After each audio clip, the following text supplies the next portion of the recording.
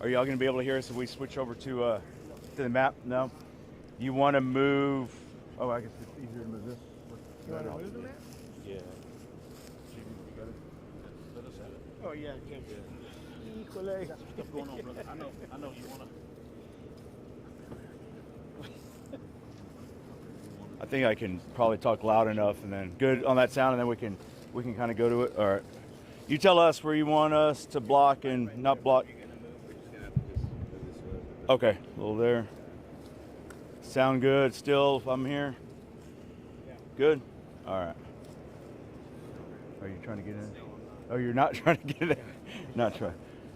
You want all the names? Okay. Mark Montgomery, Bexar County ESD2, Assistant Fire Chief, MARK, and then MONTGOMERY. I don't know if y'all want to go around, and you're going to want it. Deja Petruska, Public Information Officer, Texas A&M Forest Service. DAYZIAH PETRUSKA. Chris Lopez, I'm your Bexar County Fire Marshal. CHRIS LOPEZ. Ralph Rodriguez, I'm the Fire Chief for Bexar County ESD number 2, RALPH RODRIGUEZ. Michael Moreland, MICHAELMORLAN, Deputy Chief with the Bexar County Office of Emergency Management. John Ortega, JOHNORTEGA, Deputy Chief, Bexar County Fire Marshal's Office.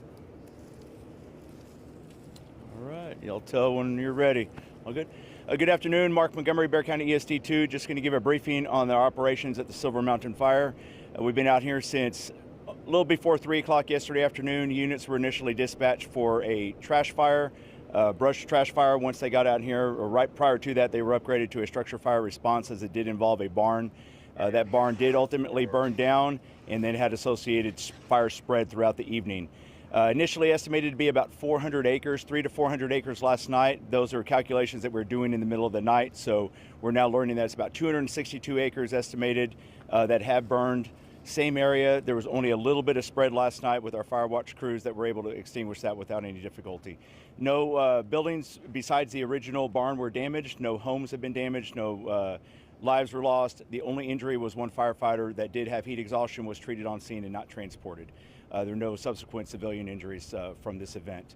As far as we know, no livestock have been injured, no animals have been injured either. So on the map that we have here, we're currently positioned where the silver little dot is off Silver Mountain Drive.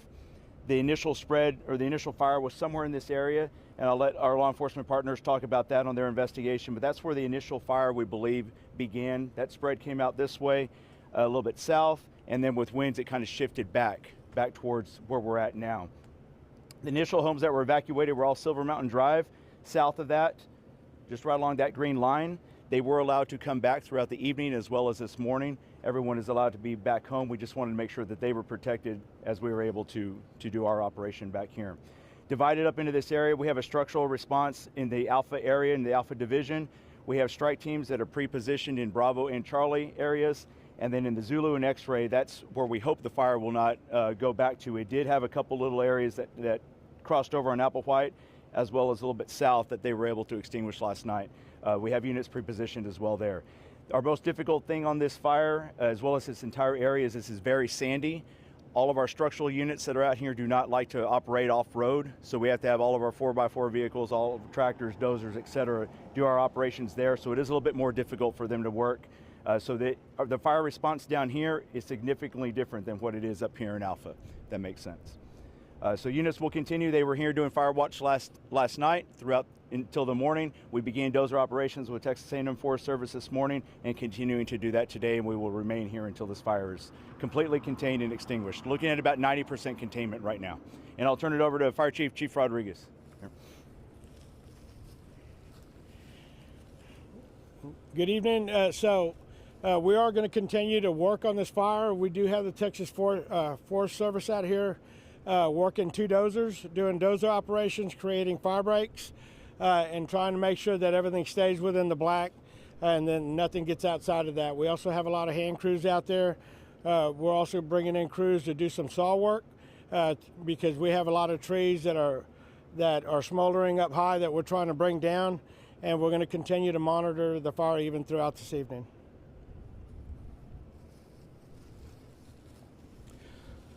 Good afternoon. Like I said, my name is Chris Lopez, and I'm your Bexar County Fire Marshal, EMC. So last night, we did receive a call along with the responding suppression units. Our Arson Investigation Division had some of our folks assigned to come out here and investigate the origin and cause of the fire. It definitely was determined that it was someone that was burning brush on their property.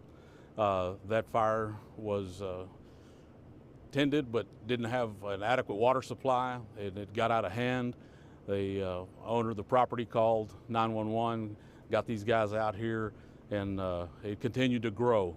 They were able to get it 90% contained to where we are right now, but they will not be facing any kind of criminal charges, as when you live in the unincorporated areas of the county and we're not under a burn ban, you are allowed, the property owners are allowed to burn their household trash along with brush that actually comes from that place. Anything outside of that is not allowed. People are not allowed to bring trash onto their place. They're not allowed to bring brush from other locations to their property and burn. So this was one that basically the owner was given a notice of violation from one of our officers last night. And basically that amount to a warning like you might get if you're on a traffic stop. The only structure that was lost belonged to the owner of the property. Had it been a situation where the recklessness had caused the damage, or in this case, a complete loss of a structure of somebody else, we may be talking about a whole different situation, because at that point, the recklessness, they could be charged with the crime of arson. All arsons in the state of Texas are felonies. So people, as we move forward, please know, and I want to warn all of our residents, folks that are out there burning stuff on their property, look, you could really face some serious charges if something like this happens and you burn your neighbor's property. It's a situation that we hate to see, but we do often see it. I know we have areas of the county that do have trash service, and they do not burn their trash or their brush like they do in other areas that may not have a trash service. And these are all questions that we normally get on a day-to-day basis in our office. And even today, we had a few calls, people asking, was the owner of the property allowed to burn the brush from their own property? And the answer is absolutely. One of the things when you live in the county, we don't have zoning. And we don't have ordinances like they do in municipalities. So it could be a benefit, or in this case, it was really more of a hindrance. When I will say that we're going before, I'll make the recommendation each time that we enact a burn ban. Across Bexar County, the average continues to rise because of the heat and some of the windier conditions that we've had to dry out all of this vegetation that we've had grow throughout this year. We've had plenty of rain. We've been very fortunate in that. Well, you look at, for the last 3 weeks, we really haven't had any significant rainfall that would keep the drought index low. So as it continues to grow, the fire danger becomes greater. And because of that, I spoke with Judge Sakai this morning.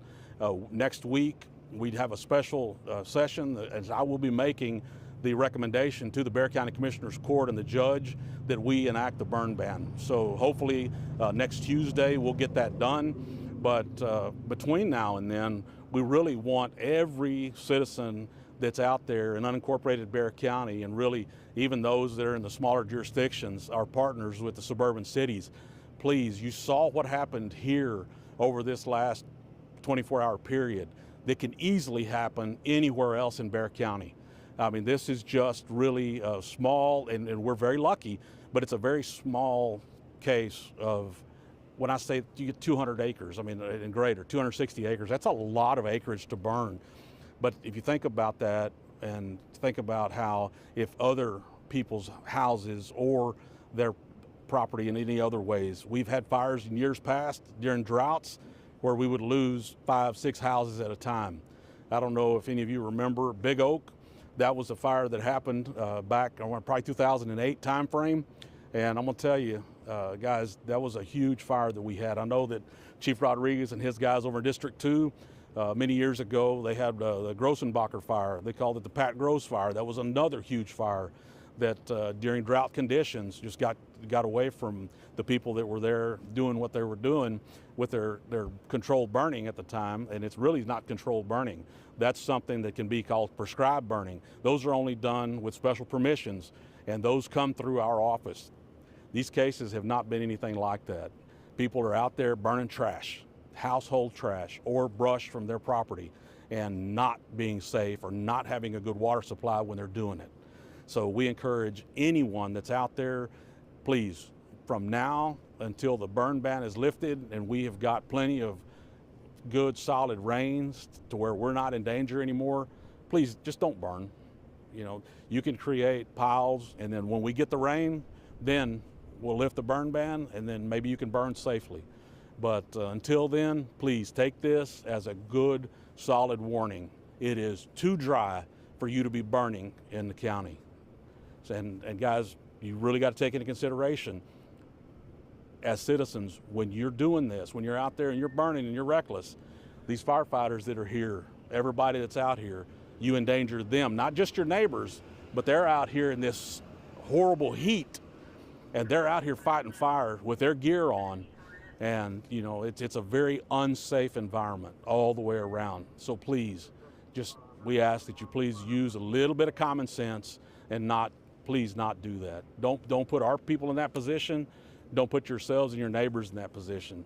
Just hold off. Now, Deputy Chief Moreland with Emergency Management is going to step up. He's got a few more comments to make. We will be available for questions afterward. Deputy Chief Ortega will speak to any of our Latin stations and give you guys any interviews or any further questions that you might have to your viewers, so he'll be able to do that, okay? Appreciate it. So to kind of recap what we've done as of yesterday, shortly after the incident grew in complexity, that multiple departments started arriving on scene from not just Bexar County, but also the surrounding counties. Our staff responded out here to help and assist the incident commanders that were on scene here, as well as assisting with some of the evacuation support. In that process, we did request from the state, the Texas Forest Service, to come down and assist with this fire. And going forward, in working in cooperation with the Texas Forest Service, they're working a plan so that we can try to move some more assets here closer as we start to see this uptick of brush fires and other fires throughout the county. As it gets hotter and it gets drier out there, as the fire marshal mentioned with his burn ban coming up, it's important that we have those resources here. So we've done a lot of training. We've done a lot of pre-planning locally on when it gets to that point of how we respond with the area ESDs and the strike teams with wildfire response. We're committed to continuing to do that and work with them and developing plans and reassessing those plans to make adjustments as necessary. But that's our current plan to make sure that we are prepared for additional wildfire. Now, that's not to say that those resources may go to another county if they have a wildfire, but our hopes is working in cooperation with them, we'll have some assets here locally. Thank you. We'll open up the questions if anybody has any. Fire Marshal? Yes, sir. Marshal, so you were saying that the person or the owner is not facing any charges, but also you mentioned something, what is the reckless?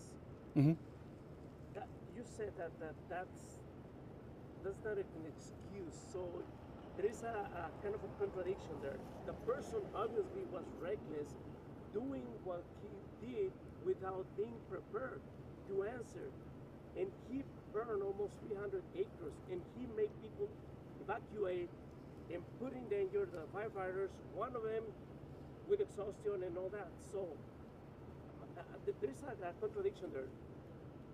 Maybe some residents over here should say, let's put charges on this person. So the only thing that, and I get what you're asking. So I think maybe the confusion is that the recklessness is if somebody else's property is damaged. And when we talk about arson, it has to be a very specific, a motor vehicle, a structure. There are several, if you look at this, the 2802 of the arson statute, there are very specific things those things of value. Right now, we've just had wildland and that it was their own barn that burned. So there's really not any way that we could pursue any kind of charges against that person, except for maybe unsafe burning, which is a citable offense under the fire code. So it's like getting a traffic ticket.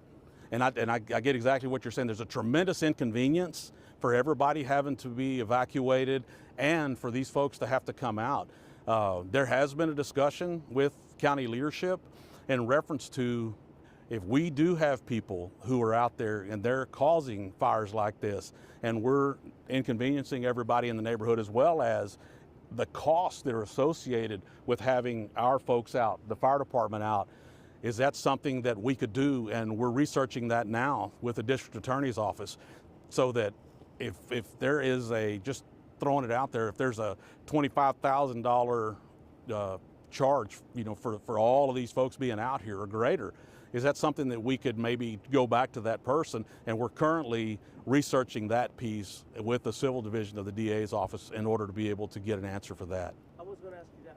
Next question. So how much manpower and how much the whole thing, all this movement could, end up with the taxpayers? Yeah, so I can only tell you from our office last night, we had our emergency management personnel. We had 4 of those folks out here with Deputy Chief Moreland from the fire marshal's office. We had 5 of our people out here, 3 of the investigators that were out doing the origin and cause piece of this. But as far as the fire department, I'd have to leave that to Chief Montgomery to be able to answer that, because I'm not aware of what that looks like right now. Normally, like I had mentioned, those other fires that we had years ago, there is what's considered it's a packet of information that's done. FMAG is what we're putting in for reimbursement whenever we have those disaster declarations. Those fires went into the hundreds of thousands of dollars just for equipment and manpower for the days that they were out there fighting those fires. Not to mention all of the property that was lost on those as well. So right now, I don't have that answer for you. When somebody, and I'm not sure if that would be you, sir, talk about the evacuation efforts. Was it literally just going door to door, knocking on doors? Was there alerts sent out? Sometimes communication systems?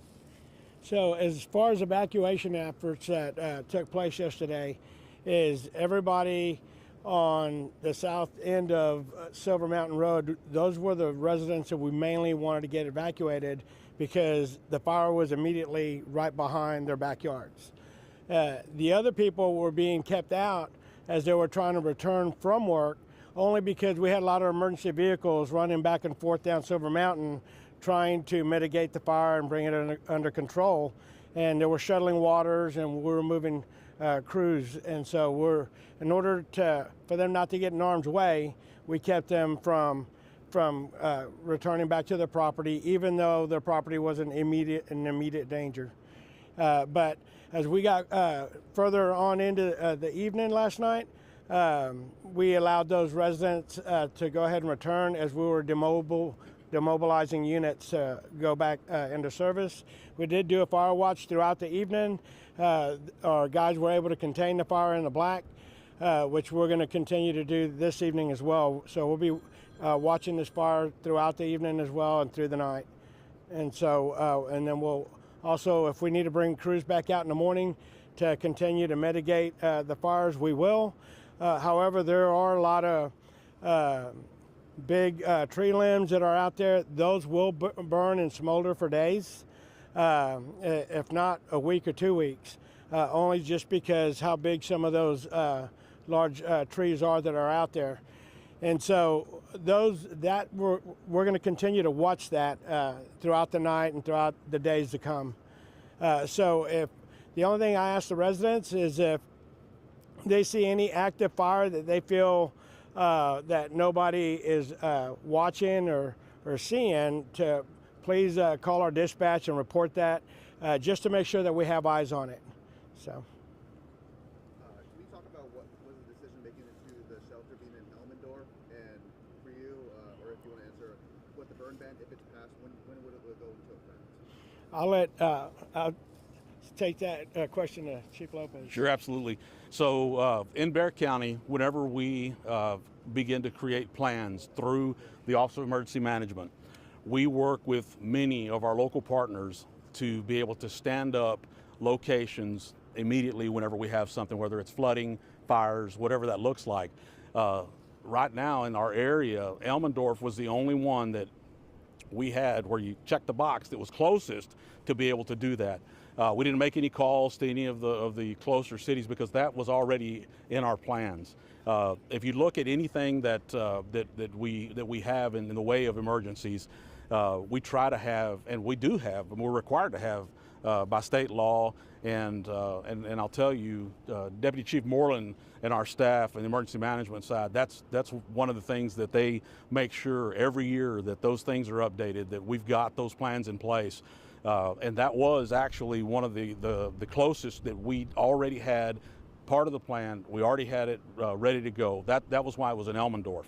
I did have that question earlier. Actually, somebody had reached out and asked me why did y'all send them there? Well, that was the plan, right? And we have kind of divided up. Now, is it possible that we could create other areas within the county to be able to house folks or to be able to set up, whether it's reunification sites or whatever that looks like for other emergencies? Absolutely. And those are things that we can definitely be working on. I'll tell you all, as the population for Bexar County continues to increase, so does the need for places just like this, absolutely. And we do plan for those things. I can tell you, if we back up to before we had emergency service districts, the response to these kinds of fires was much different.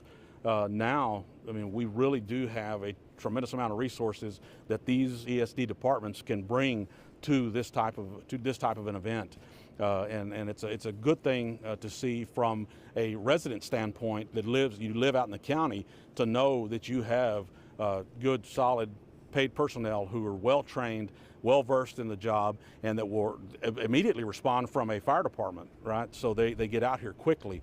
So, I mean, I hope that answered your question. But yeah, as far as the door-to-door, I know you had asked that. I think that was probably part of oh, immediately. As soon as the court and the judge, as soon as they say we approve the burn ban, once I present it at court, then it goes into effect immediately. Sorry about that. Yeah, go ahead. On that, it's only for unincorporated Bexar County. Correct, yeah. Not for the city of San Antonio or suburban cities. Correct. Only for unincorporated Bexar County. We'll take the last question. You said the property owner was reckless.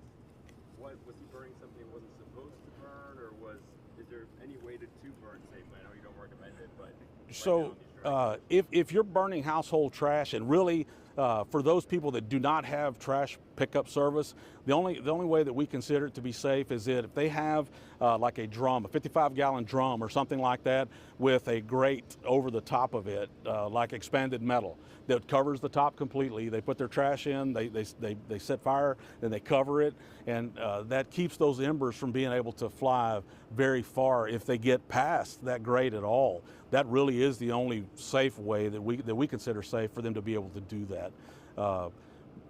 Really, so it was legal, yeah. So you know, when you go out and you set fire to a brush pile and you don't have a way to immediately extinguish any ember that may land on dry grass or other vegetation, come on. I mean, if you're going to start it and you're going to burn you need to pay attention to it, and you need to be that person that's going to make sure that I'm going to stay here until this stuff is completely burned. I'm not going to leave it overnight.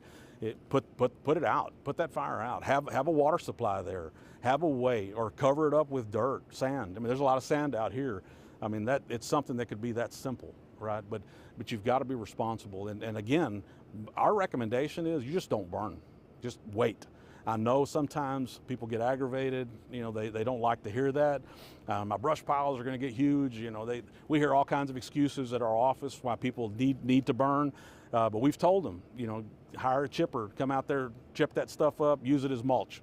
You know, just don't burn it. You know, when we're in these kinds of conditions and they're going to be prolonged, man, the best thing we can do is just recommend that just don't burn at all.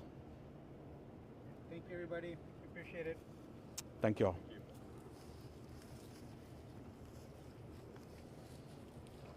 I was gonna let you